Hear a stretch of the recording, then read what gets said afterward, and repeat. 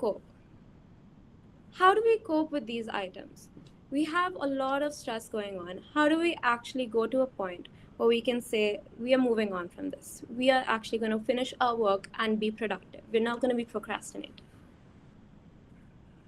The first strategy that I can say is the 10-minute rule. The 10-minute rule is when we have to trick our brain. Many times our brain refuses to be on the same page with us.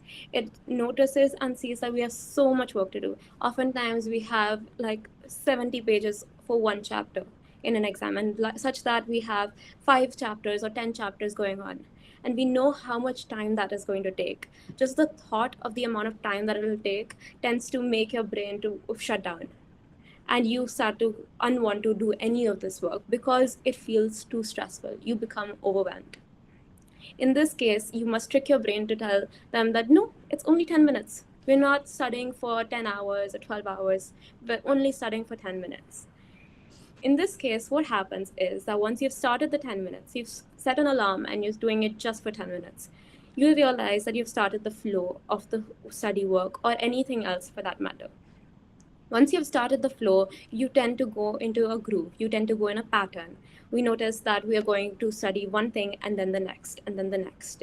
And by the end of it, we seem like, oh, we've completed so much. And the amount that we did was seeming so much easier than I thought that it would be, that it took much lesser time than I thought it would. And all of a sudden, we're actually able to complete all the chapters required. The next would be to eat the frog. The most important one that I believe is there. To do the most avoided task first. Do the task that you hate the most. Do the course that you like the least. Do it first because biologically it gives you a dopamine reward.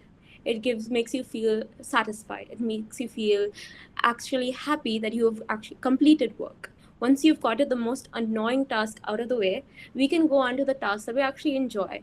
And that'll go in a much faster, much quicker way because you are in the mood for this. You're in the mood to do ahead. Now, what happens when you're already in the stress zone? One of the best ways to ground yourself back to reality, and one of the most simple ways, is the 5 4 3 2 1 method. Now, I'm sure a lot of you have already heard of this, but many times we're unable to remember to actually do these things.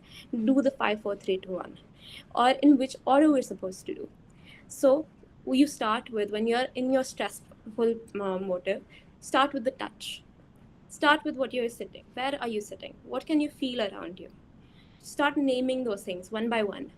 After that, you will start to realize that there are other things. You're supposed to say what you can see, what you can hear, what you can smell, and finally what you can taste.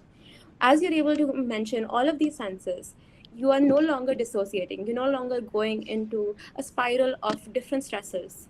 We are back to reality. We have come back to the actuality of the way things are and not in a different zone and not in a different area itself.